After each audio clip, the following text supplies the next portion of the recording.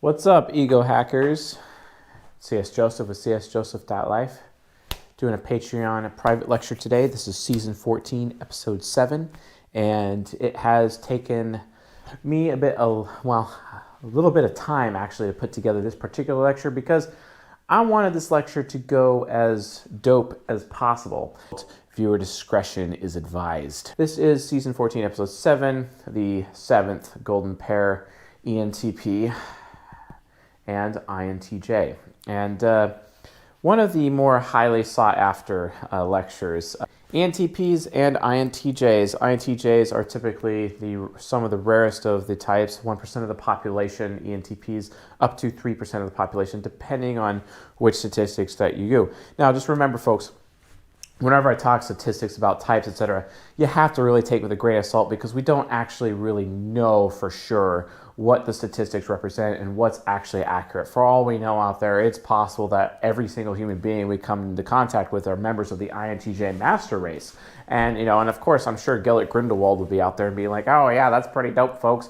We must support them for the greater good, and then all of a sudden decided to take over the world during World War II for, because that's what he did. But no, not necessarily. We do know that there is some variance of the types, and we do know for sure that intuitives are rarer than sensors. Just understand that CSJ as a company has not gotten to the point yet where we can produce statistics that are actually accurate. We're getting there, and your continued support, monetarily speaking, will get us to that point where we can actually find answers to those questions together. But until we get to that point, well, we're going to have to rely on terrible statistics in the meantime. And according to those terrible statistics, 1% of the population, 1 out of every 100 people is an INTJ, and 1% of those people is an INTJ female with extreme rareness. And extreme rarity, folks, quite frankly, from a golden pair point of view, the INTJ woman definitely takes the cake in a lot of ways for the ENTP. And there's a lot of reason for that. And it's also interesting that like INTJ women are insanely misunderstood, and as much as the ENTP men are insanely misunderstood, but ENTPs in general definitely misunderstood regardless of gender. Same thing for INTJs, etc. But it's easier to be an INTJ male, it's easier to be an ENTP female within this SJ society of the United States of America, and it's much more difficult to be the opposing genders thereof because ENTPs have feminine energy, so if you're like a female, then that makes sense, and then INTJs have more masculine energy, so if you're in a male, that makes sense, but the opposite gender thereof, it kind of makes things a little bit difficult. I remember so many times as a young child where people would refer to me like, oh, Chase, you're like so like a girl. Anyway, that being said, let's actually talk about what romantic compatibility is. So romantic compatibility is a way of being able to tell just how compatible somebody is. And there's different ways of doing it. There's different ways of calculating it. But in general, from a foundational point of view, and we're not going to get into the calculation, we're not going to get into the algorithm or any way to actually calculate romantic compatibility, but specifically from a nature standpoint, not considering nurture, because we haven't even gotten into nurture quite yet, but from a nature standpoint, it is basically a combination of two synchronous methods or methodologies. So we have emotional compatibility and sexual compatibility. This is great. So, emotional compatibility. Extroverted thinking is seeking out TI.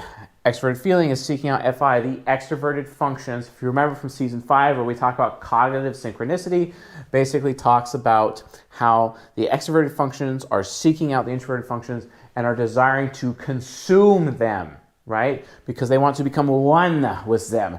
They must become one to have the ultimate emotional compatibility all the way across the board, right? That's how it works. It is exactly how it works because the rational mind is always seeking a logical mind. That way the rational mind can absorb the logical thoughts and then become smarter themselves, while simultaneously the rational mind provides the input for the TI mind to process. It's very important, folks. Very, very, very important. And it goes beyond that, right? Because we have the output provided then by the ethics of extroverted feeling, in which we shove it down the throat of the introverted feeling, right? The morals, the feedback, right? Because remember, folks, input, process, output, feedback. it's literally a loop. This is like literally a loop. It goes like this, you know, and it's like clockwise motion. So input, process, output, feedback. And the feedback is the introverted feeling. When anyone starts saying like, oh, I want to get feedback for that, that's FI. That's always FI talking. If they, oh, I need time to process that, that's TI, right? Oh, you never let me give input to you. That's TE talking. It's like, you know, and it's like, oh, this is so unethical. You know, like no one feels good about this. That's extroverted feeling. That's the output. So just understand that, folks. Emotional compatibility, to have the highest emotional compatibility, to know that your heart matches with your significant other in a relationship, you need to make sure that your functions are very closely accessible in this area. Now, sexually speaking, it's the same thing, because when we have extroverted sensing, trying to give a good experience, to touch the introverted sensing, to sense the introverted sensing such that the introverted sensing is permanently etched, folks.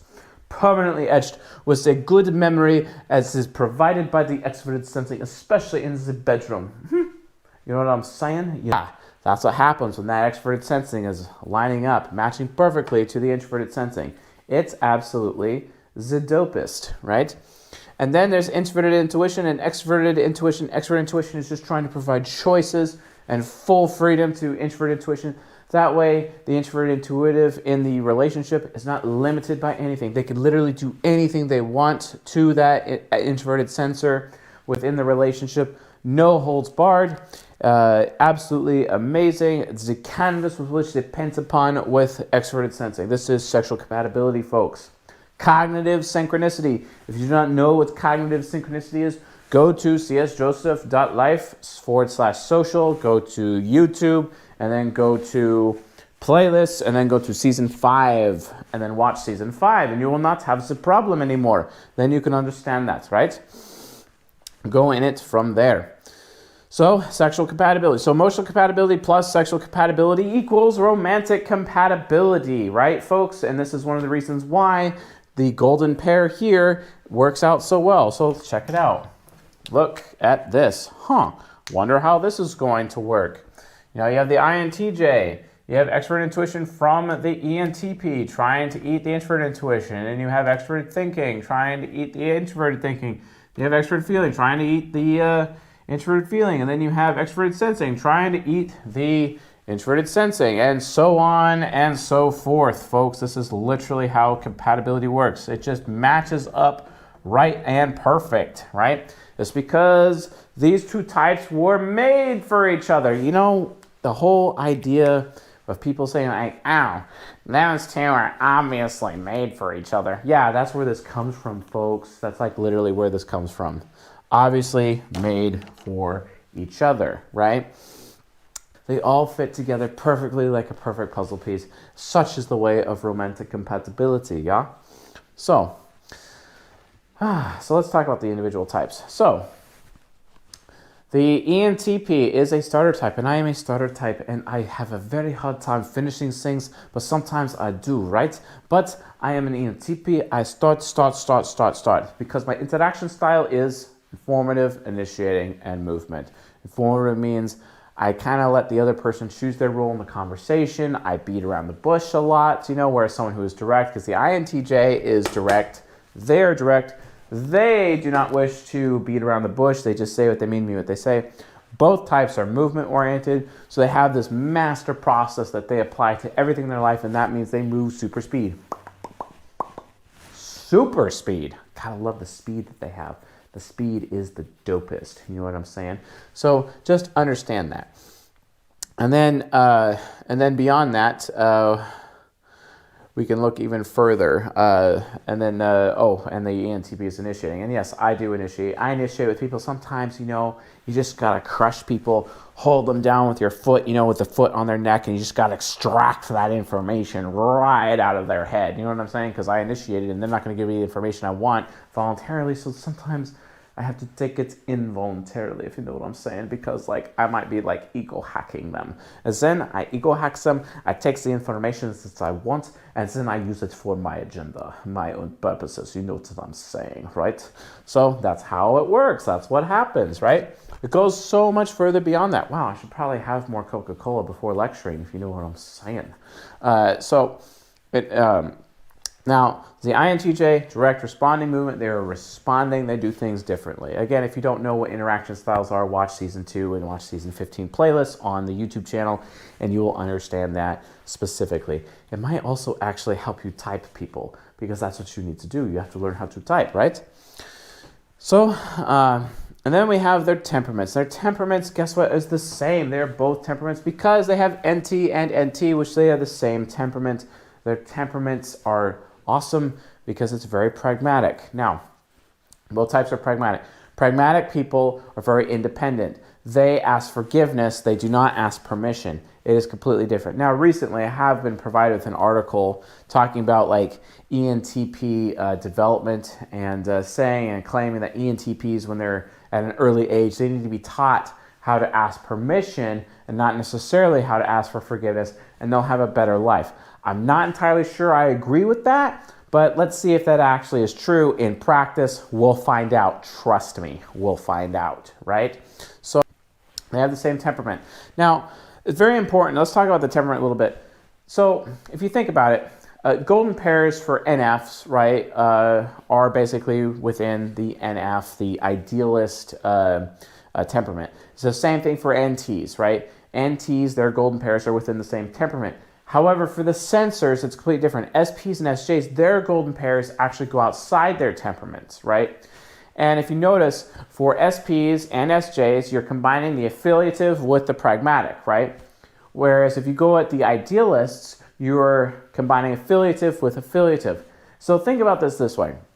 If I'm going to have a sexual relationship with an SP and an SJ, I am going to have to be, bound, if I am an SPU and with an SJ or otherwise, and I'm a pragmatic person or whatever, I'm going to be bound by these rando, affiliative, authoritarian, do the right thing in the bedroom, guys. And I'm like, really? I have to allow my relationship, especially my physical relationship, to succumb to the external forces of rando social rules that actually have no bearing on me as a person, but are an actual social construct of mankind that I have to allow myself to get around and whatnot. And it's like, wow, are you really kidding me? Why the fuck would I care about that? You know what I'm saying? So, oh man. Maybe I should use a little bit more F-bombs and whatnot while doing these. I think I might. I don't know. We'll find out as I get to it. But here's the point, folks. If you have affiliatives in a sexual relationship, the way that they view sex is going to be potentially dominated or affected or influenced by external social protocols and social sources. Not what I want for my relationship. See, here's the beauty of NT relationships. It's pragmatic is getting with the pragmatic, folks. That's great because INTJs are pragmatic. ENTPs are pragmatic. Let us be all pragmatic. Do you know what that means, folks? That means 100% of every aspect of the relationship is negotiated. It is negotiable. It's always negotiable. Why is that a thing? Why do we care? We care because what that means is that an NT-NT relationship has the absolute highest freedom for sexual expression per capita compared to other relationships. Understand that. And that is one of the beauties of the sexual relationship between ENTP and INTJ. It's super, super important because they have full freedom. Absolute, total freedom in the bedroom. There is nothing influencing it. And it's not just the bedroom. Every other aspect of their relationship is determined by freedom. Okay? Everything is negotiated. These two in a relationship negotiate everything. It is very important that you understand that. There is no social rules or societal norms that get in the way of this relationship. It's absolutely 100% free, which is exquisite, if you know what I'm saying. It is absolutely exquisite. So, Understand that NT plus NT relationships have a distinct advantage in the pragmatic. I mean, this is why NTs, I mean, let's be straight, they are so horny and they are so kinky. And when they get together, the kink is like completely out of the park. It's like you're all of a sudden you're in the kingdom in Seattle and just like, raise the roof and the sound, it's literally where the 12th man, the fans of the Seattle Seahawks was born. It was born inside the kingdom because no one can get it louder in the kingdom because everyone was trying so hard to get it as loud as possible in the kingdom, and the fans were trained to be the loudest. And guess what? Now the fans of loudest NFL. And folks, I am from Seattle. Seattle represents. You know what I'm saying? So understand how that works. So let's talk about the relationship from the cognitive functions, shall we? Introvert, intuition, hero, the INTJ. As an ENTP, I've spent a lot of my life feeling unwanted, undesired. It's like there's always something missing on the inside because I didn't feel desired, right?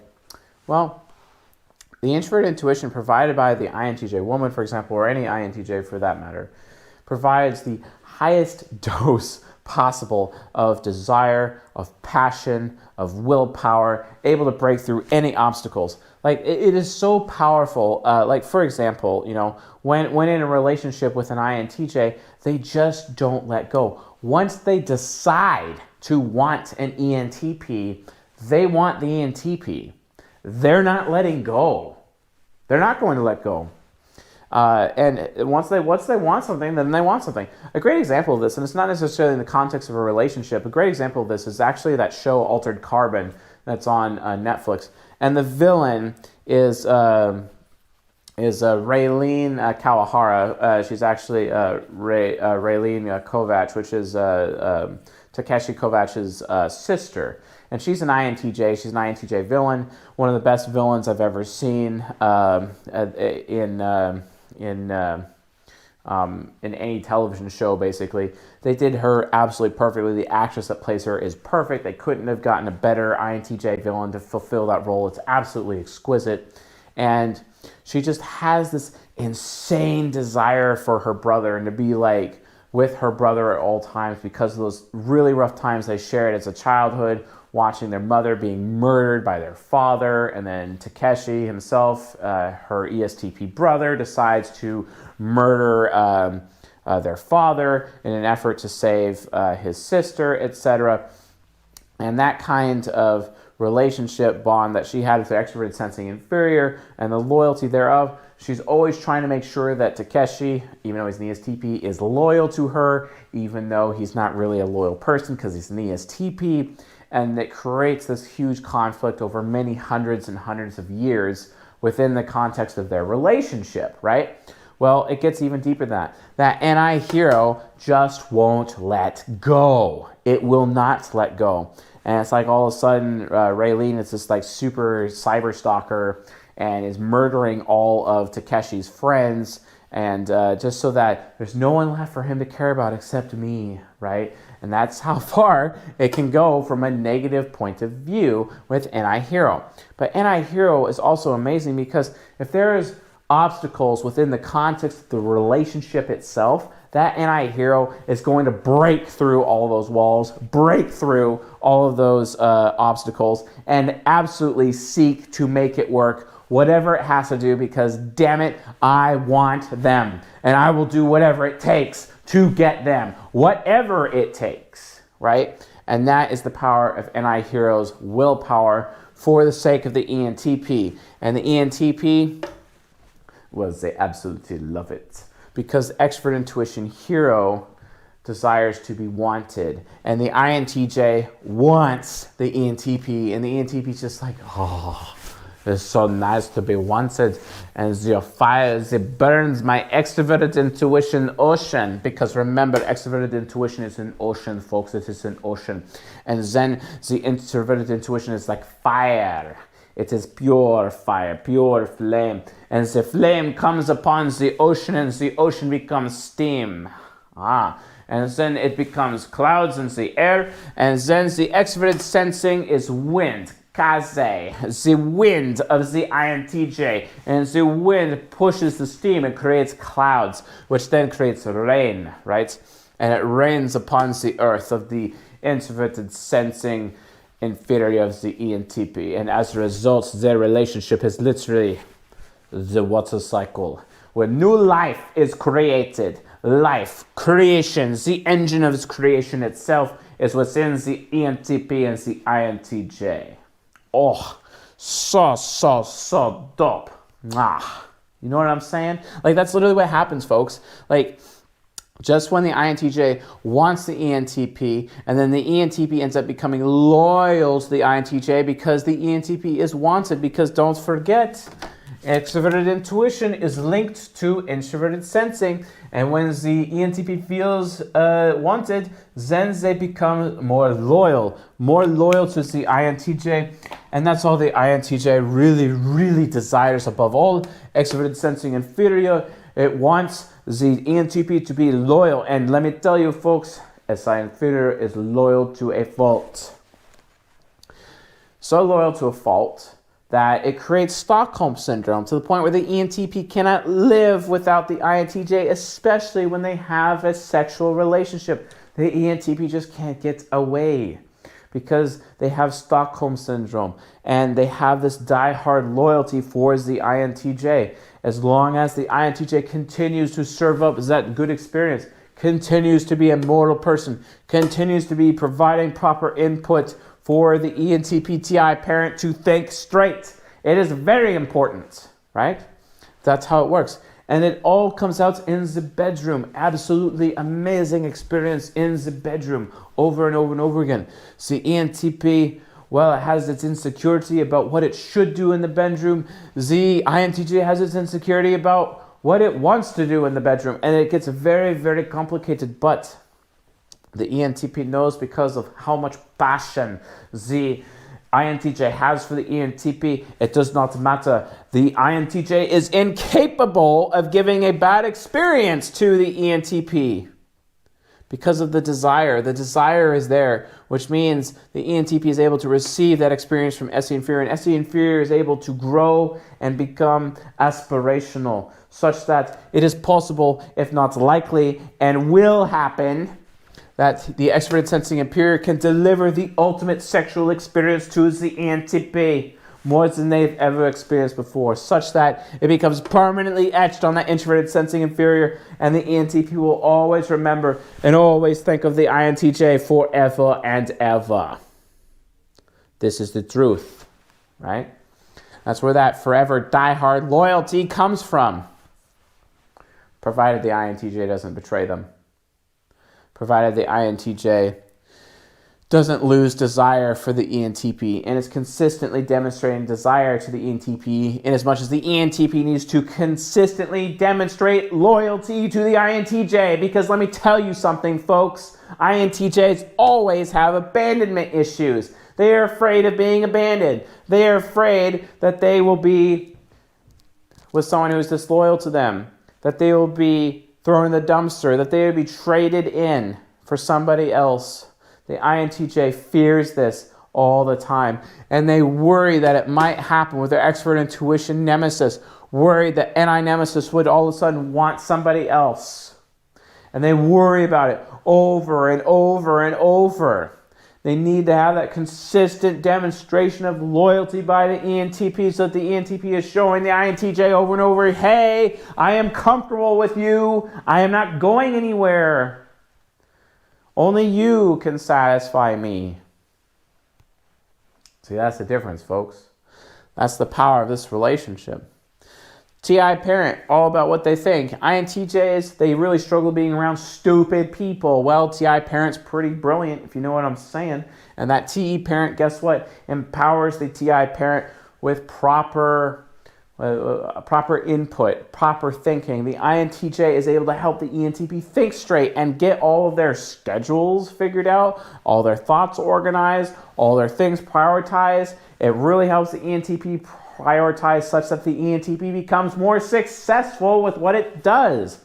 And in response and in trade, the INTJ becomes more intelligent and is able to grasp bigger concepts than they were before, which makes them more effective in what they are able to do while optimizing and making the ENTP more efficient. Because guess what, folks? ENTPs are not very efficient, but INTJs make them efficient, right?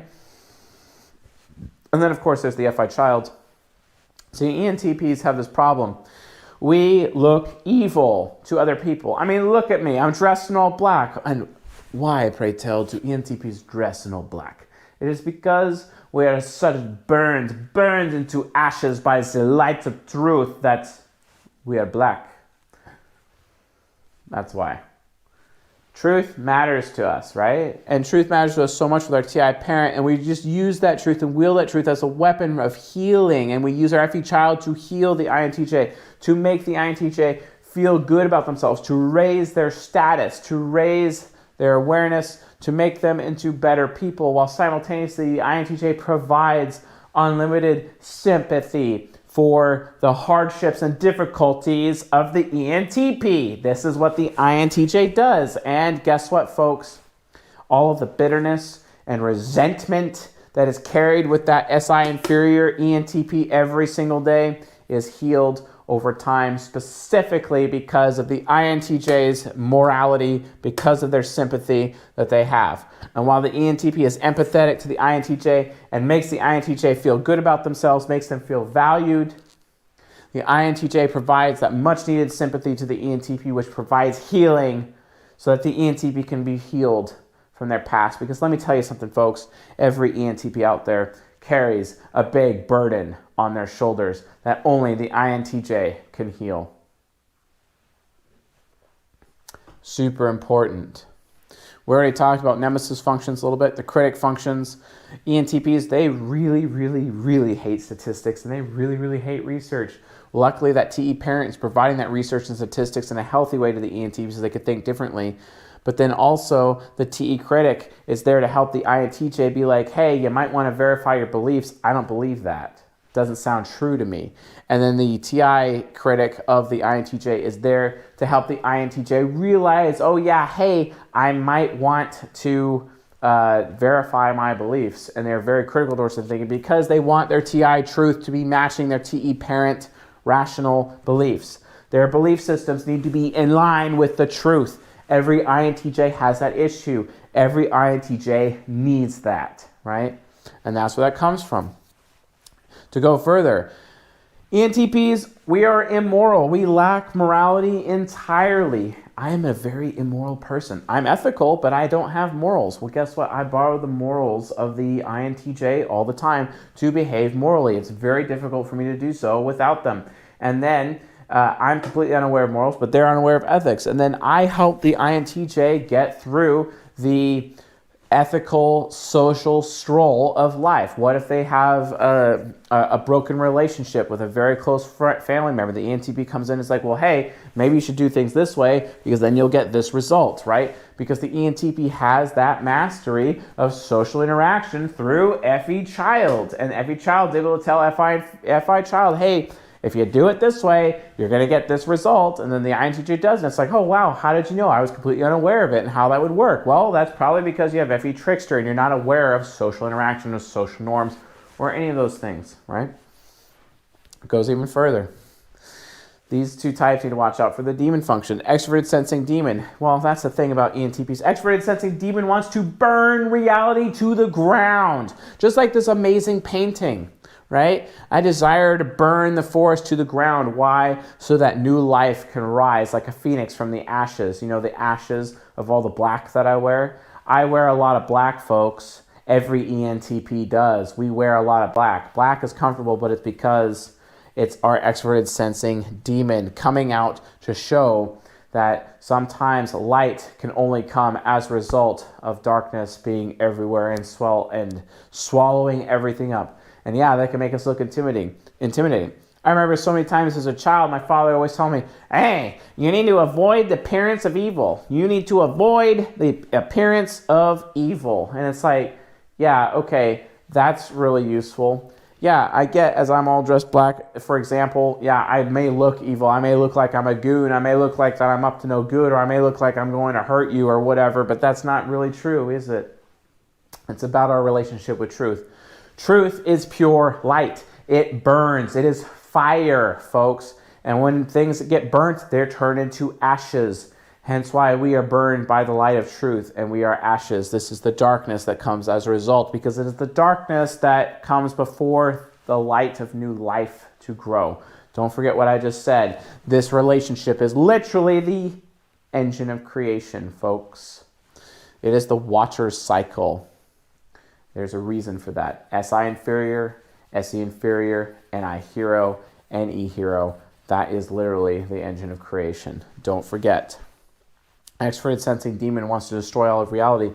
But when extroverted sensing demon meets the INTJ, for example, the INTJ all of a sudden becomes that one thing in reality it's willing to preserve. Oh, but it goes even further than that. Eventually, the SE demon falls in love so much with the SI demon, falls in love so much with the INTJ that it no longer desires to destroy reality for the sake of the INTJ.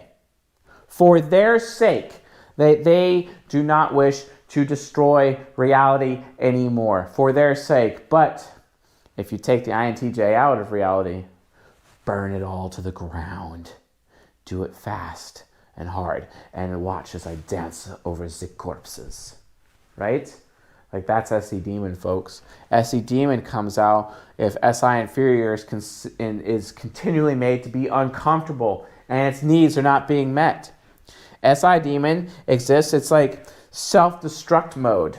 Literally, INTJs self-destruct all the time. They literally implode upon themselves all the time. Why is that? Because it's like, wow, no one thinks I give them a good experience. No one thinks that I perform highly enough. And I go out of my way to outperform everybody else in my life, such that I am the most aesthetically pleasing of all the types. I am the most capable sexually in the bedroom. No one can do it better than me. No one can outperform me. No one sounds better than me. No one smells better than me. No one looks better than me. But obviously nobody cares. So I'm just going to light myself on fire and hope that as I'm burning here on the ridge, someone will notice. That's the problem, folks. No one notices SI demon when it's burning itself to the ground. The desire of the INTJ to pluck out both of their eyes just so they can guarantee that one person's eye is plucked out, and they somehow think that's worth it. Wow. Nice revenge you got going there, ISFJ demon. That's effective. What a waste. Of course, then again, the SE demon of the ESFP superego lends itself to destroying all of reality such that you're throwing out the baby with the bathwater, and many innocents in the process get destroyed. And then the innocence of the INTJ is destroyed along with it with the ISFJ superego. That's not good, folks. It's not good. Understand that these two types are super, super important. Super important.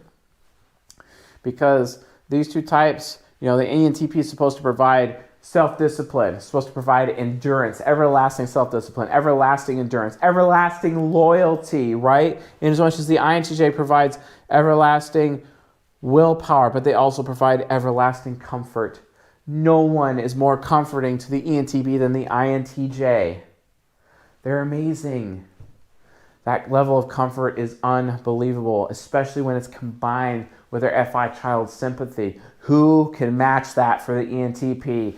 No one can. That's why it's a golden pair, folks. No one can match that at all. So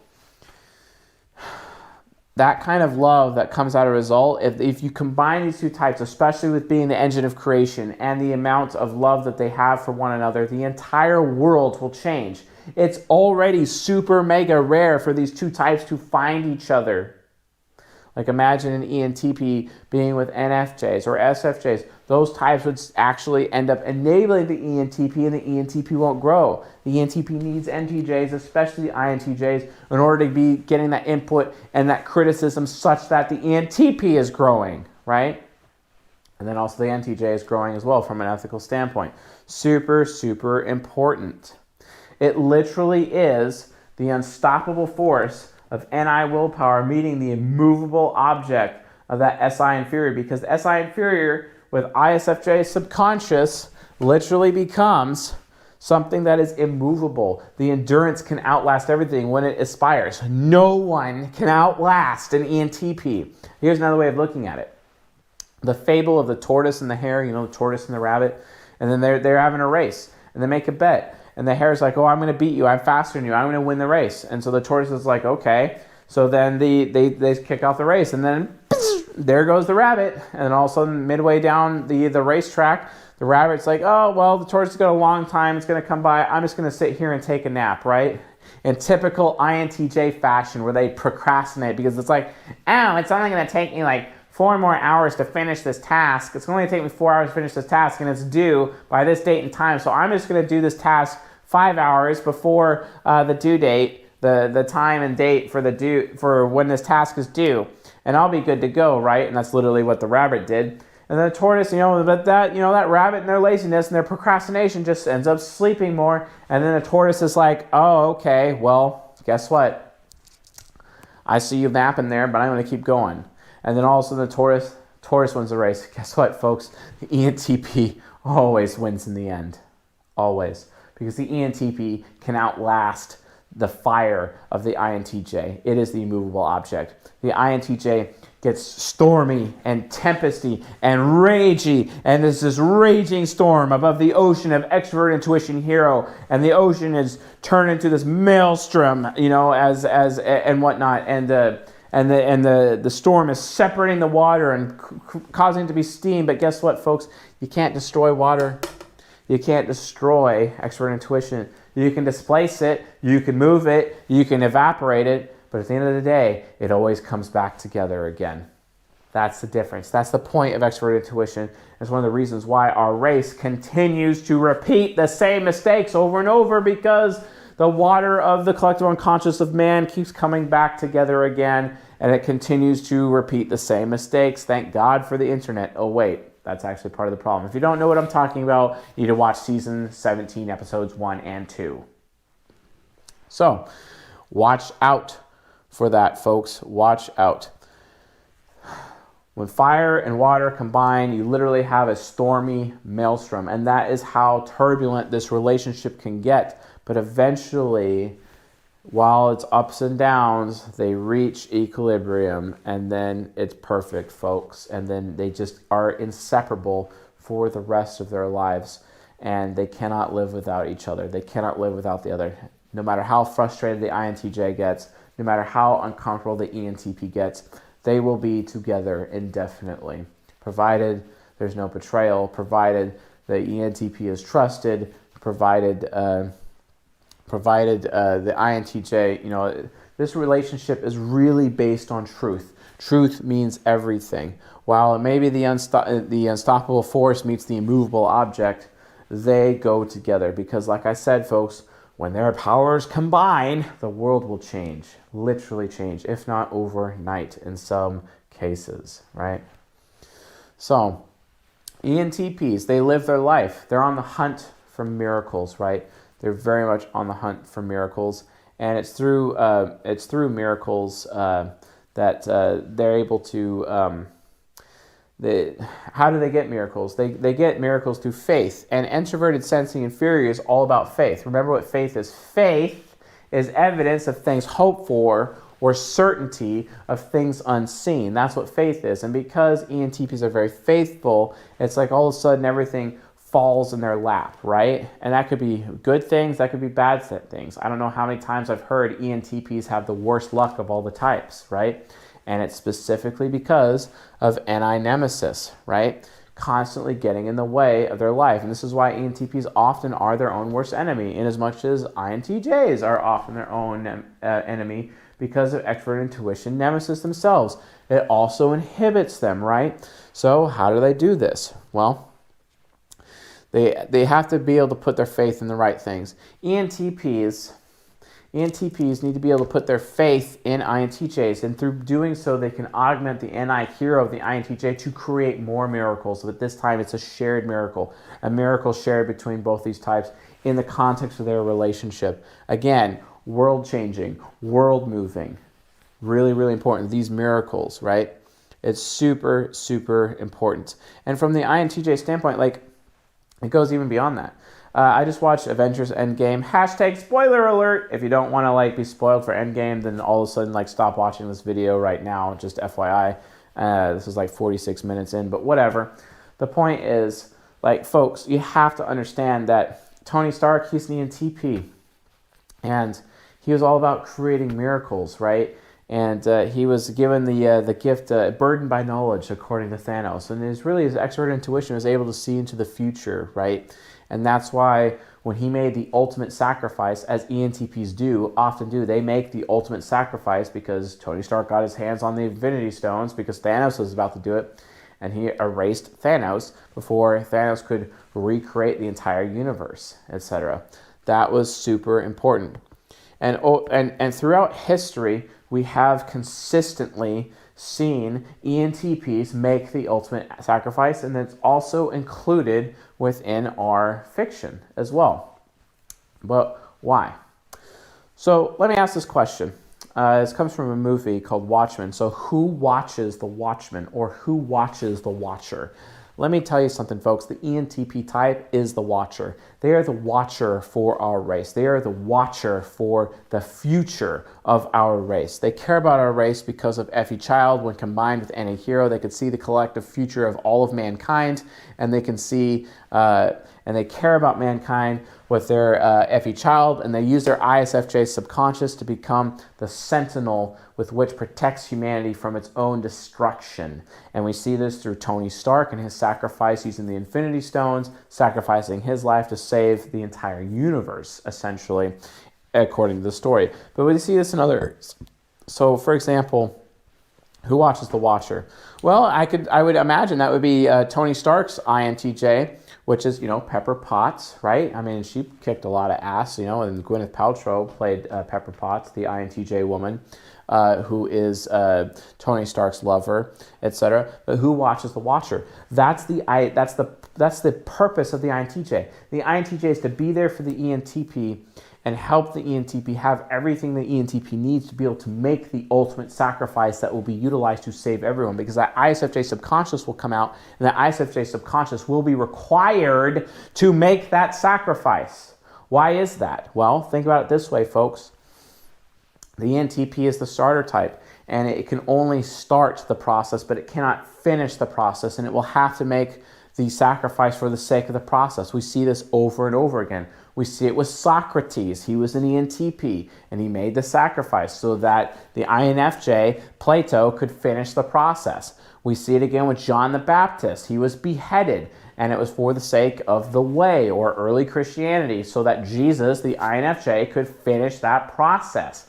We see it again in fiction with Nagato. He was an ENTP, and he made the ultimate sacrifice, sacrificing his life to save tons of people with the Leaf Village, etc., and ultimately for the world, and pass on his message and his philosophy to Naruto and INFJ to finish that entire process, right? Okay, now a lot of people are like, oh, Naruto's not an INFJ. Yeah, it's because he was stuck in ENFP shadow growing up as a kid, and he became a man, literally, with his fight against Nagato. And that's when Naruto started becoming the INFJ. His personality literally changed because he's coming out of his shadow, and he was able to get into his ego finally at last. INFJ ego. That's why, folks. Don't forget Nagato. Nagato, an ENTP, right?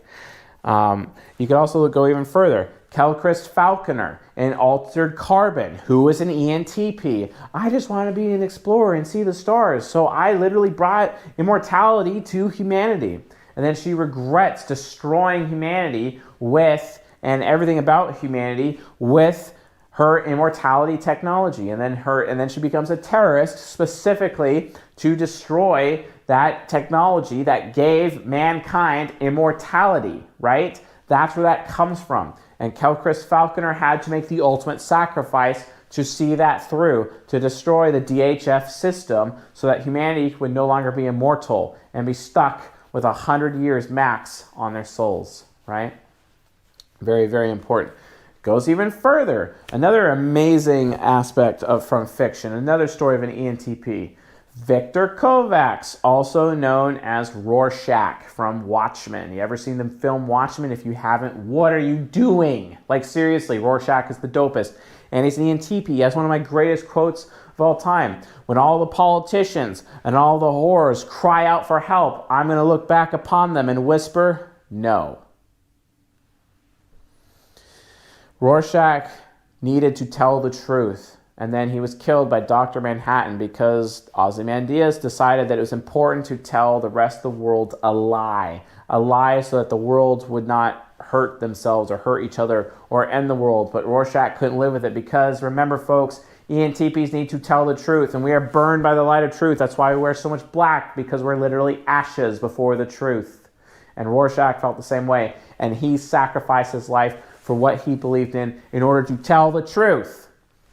This is the point of the ENTP, folks. ISFJ subconscious will make the ultimate sacrifice for the sake of the future of humanity.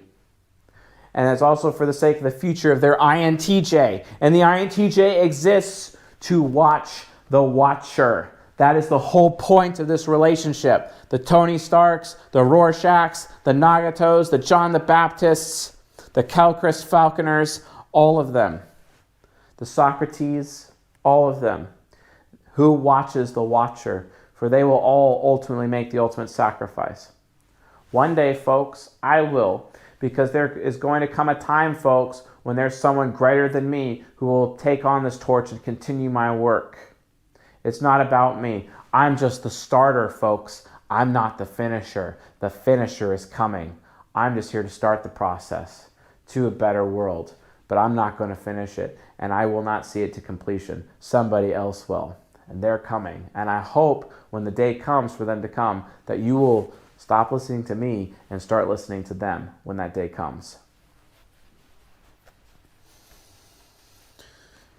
It's all about faith, folks. Introverted, sensing, inferior. And they have their faith in their INTJ, right? And that INTJ is that thing that causes them to no longer destroy reality, but to preserve reality for the sake of their INTJ. Just like Tony Stark wanted to preserve the universe for the sake of his woman and his daughter, Pepper Potts and his daughter, for example. You see it right there in Avengers Endgame. Right there, he made that ultimate sacrifice because he had faith. Faith that he could make it work. Because, folks, there is no greater love when a man gives up his life for his beloved. There is no greater love. That's what it means, right? Let's look at it from the INTJ point of view. The INTJ, in as much as the ENTP is on the hunt for miracles that could save all of us, in as much as the science is a miracle, if you think about it. And what we're doing here at CSJ is a miracle. The INTJ is looking for reliability, is looking for loyalty, looking for someone to have faith in them. Because if someone has faith in them, they feel they can do anything, folks. They can do anything. That's where that comes from. And in doing so, why is that important? Well, it's because NI hero needs to have full freedom to do whatever it wants, and it will always have that freedom if someone has faith in them, so that, hey, if you have faith in me, you are allowing me to have the choice. It gets really difficult. Why? Because the ENTP is aware of the lies. Oftentimes the ENTP can get super insincere and is lying all the time. It's because the world itself hates the ENTP, and we have to wear masks and be insincere everywhere we go. This is how it is, even like for example, with my day job. I can't just be me. I can't really be me. Do you think this is normal enough for anyone to be able to handle? Hell no. So I got to wear a mask on everything. In the same way Victor Kovacs wore a mask as Rorschach in Watchmen, right? You just have to wear a mask. And it gets to the point where we get so used to wearing a mask with our SI inferior that we become the mask, such that the ENTP ends up putting faith in the lies that we tell others. We are insincere. Our vice comes out. It's a problem. But the INTJ can see right through our lies. And it's because of the INTJ that those lies, the fire of NI hero, those lies are burned away from us, folks. And then we could finally be our true selves and work towards making that ultimate sacrifice for the sake of humanity. as is our purpose. Benjamin Franklin, for example, he started the process for the American Revolution, right? Big time. Very, very important. ENTPs placed in history over time start amazing things. Kind of interesting how that works. No greater love than when a man gives up his life for his beloved. ENTPs, we can put so much faith into our own lies that we literally become the father of lies. Did you guys know that Lucifer, aka the devil, he's an ENTP? Interesting how like Jesus is an INFJ, but like Lucifer is an ENTP. Yeah, there's a reason. The father of lies. We got a lot in common. That kind of scares the hell out of me, if you know what I'm saying. Kind of why I need to have that fire to burn the lies away, if you know what I'm saying. Folks, if you're an ENTP and you have someone verifying your shit and they're in your face telling you you're a liar, you might want to listen to them. Allow them to burn your lies away so that you don't believe your own lies, because we're the best liars that there are. We have this thing, it's like the best lies are the lies that you can make come true. Or the best lies are the lies that you can mix in with the truth so no one can tell between what is real and what is fake. Ooh, yeah, there's a reason it's the father of lies. Watch out, folks. Watch out. So it just constantly becomes this constant game of truth or dare. The INTJ, there's no one more daring than the INTJ. The INTJ is very daring, and it just becomes this constant game of truth or dare. Truth or dare is literally the relationship of the ENTP and the INTJ golden pair. The game truth or dare is their life. It is how they live their life. It is their complete total interaction summed up in a small sentence, truth or dare. That's what it's all about, folks. And it's because of INTJs that ENTPs like me no longer desire to destroy reality. And that instead of being someone with our ESFP superego who wants to destroy reality, we end up becoming the ISFJ subconscious as a result of the direct influence and direct input of the INTJ, that we are willing to save reality forever and ever, even if it costs us our own life. So be it. Just as Tony Stark, when he held up his own infinity gauntlet with the 6 infinity stones, and he snapped his fingers, ending his life, but saving all of the universe, all of reality as we know it. Kind of interesting to kind of watch, the Avengers and how that entirely transpires. Is it also interesting that Iron Man, as Tony Stark being the ENTP, was also the first film of the MCU and kind of started that entire process? Yeah, folks, that's like not a coincidence. Understand, like starter types, it's like super, super mega important.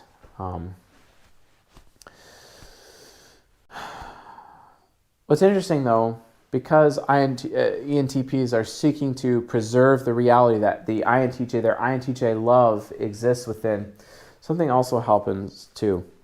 INTJs are often very, very insecure about, because they're SE inferior, they're insecure about how they come off, or what other people think of them with their TE parent. Like I've been lied to many times. INTJs, especially immature INTJs, their ENTP shadow just starts lying to me. They lie to me about their name, they lie to me about their age, they lie to me about their vocation, they lie about all sorts of things when it comes to relationships. And why? It's because of their SE inferior, because they are afraid of their flaws causing other people to want to abandon them. And yet, the lying itself causes people to want to abandon them. It is a self-fulfilling prophecy, folks, that INTJs need to figure out. If INTJs would just be TI critic and allow themselves to be honest, especially with ENTPs, to make ENTPs comfortable and to make ENTPs loyal to them, they just have to be willing to be TI critic, honest with the ENTP, and then as a result, they could still have a relationship.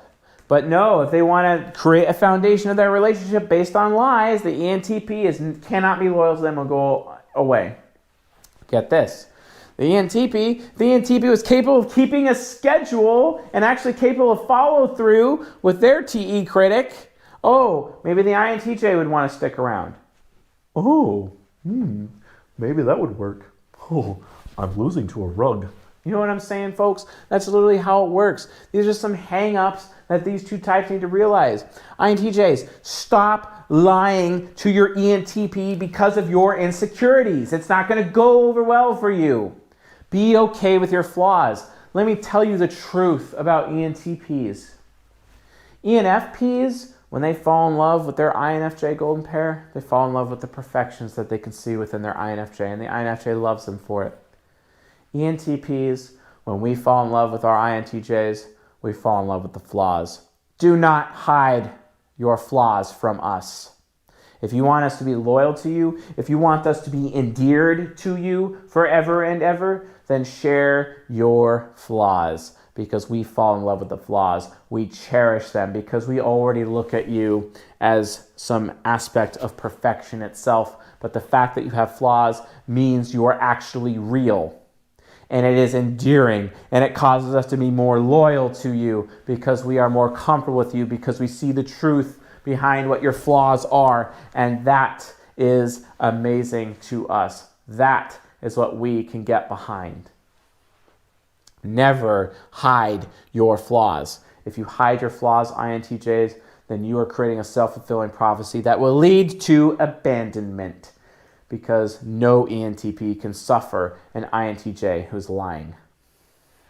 That T critic just can't do it. Fear of abandonment, fear of rejection is the bane of the INTJ. Let's look at my outline here to make sure I'm not missing any points.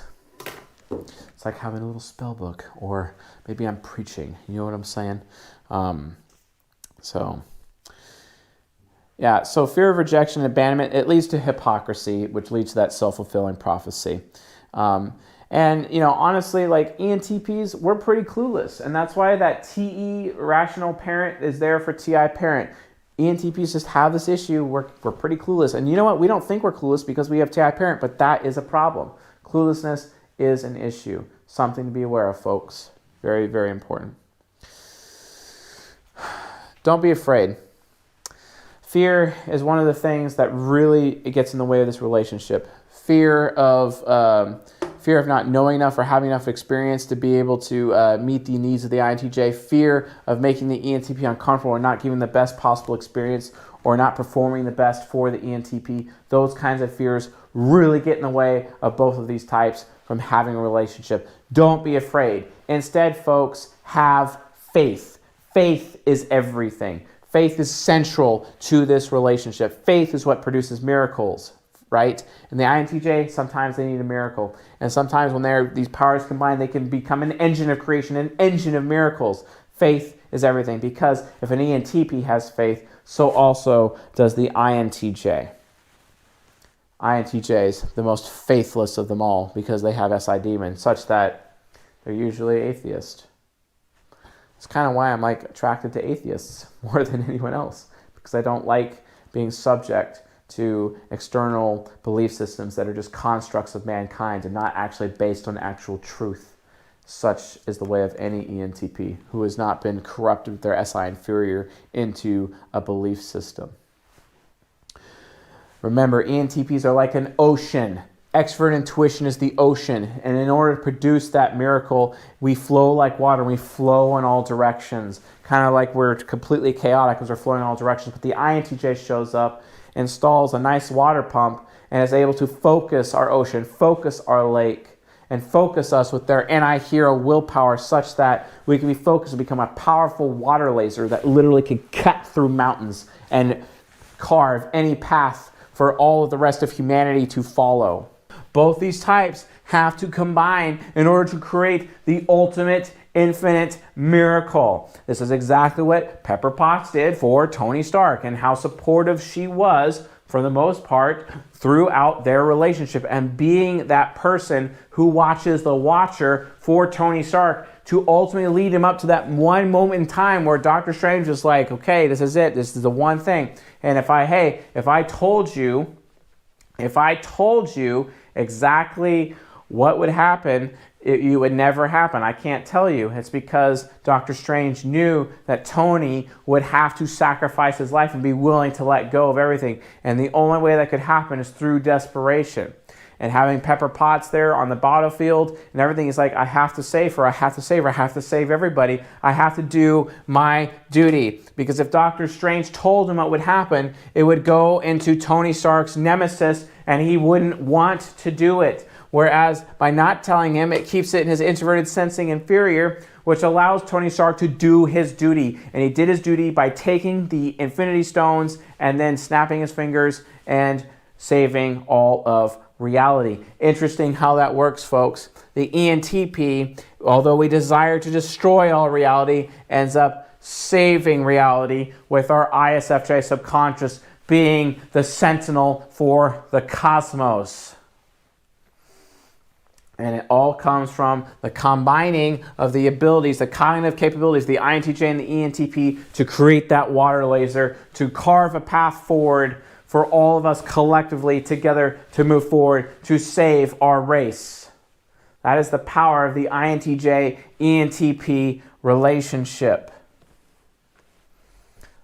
Folks, you need to understand, you need to love. You need to find love. If you are an INTJ or an ENTP out there, find your golden pair. We need this relationship to move forward as a race, to give our race those miracles that are necessary in order for us to have a future.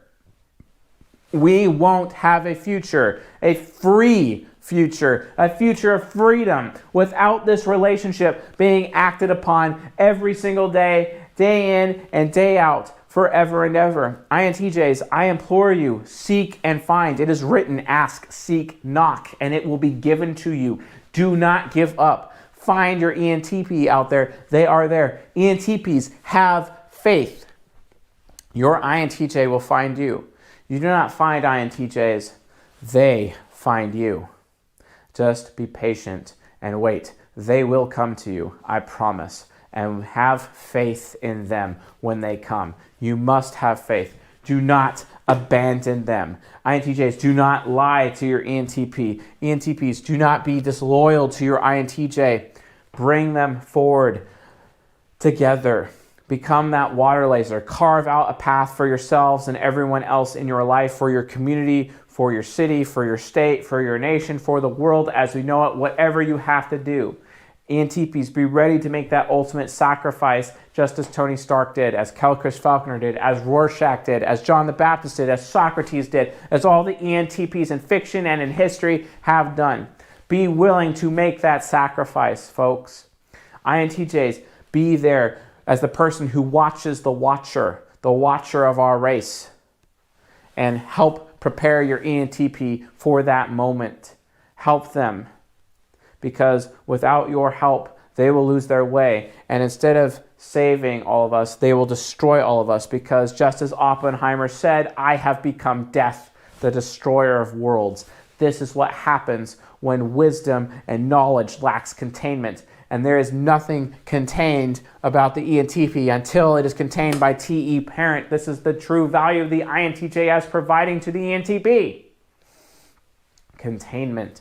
Because if knowledge and wisdom is contained, then you have things like nuclear power instead of nuclear weapons. Free energy for all, and not destruction and death. This relationship has the power to change everything, provide life everlasting or death eternal. Understand that that is the true mission behind this golden pair. Understand that without this golden pair, we're doomed. You have to make sure that you have the faith, ENTPs. You have to make sure that you don't give up, INTJs. Find each other, come together, be there for one another, because you must love. Why? Because the day is near. Love, for the day is near.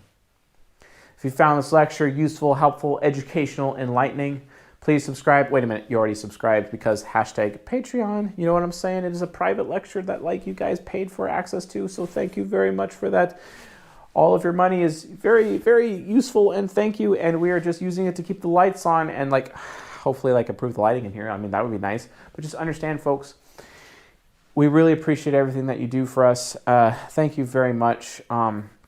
I know it's been a little bit difficult because I have to balance my life with my day job and being a father and whatnot, but the content is coming. It is still flowing. We haven't forgot about you, and we're going to keep going, and we're going to keep going indefinitely. We're going to be adjusting our schedule very soon. It should be released. We'll have a better streaming schedule, something that people can adhere to a little bit more. And we'll get the conferences going, the fictional typing sessions going, Game of Thrones as well. We will be continuing to meet the needs and desires of this audience as we continue to propel ourselves to a bigger and brighter future where such that this science becomes mainstream for everybody, so that we two together can create a miracle such that our race can have a better tomorrow, as is my mandate, as is the mandate of my team and what we're doing here at CSJ. Thank you very much for being a part of it. So with all that being said, folks, I'll see you guys tonight.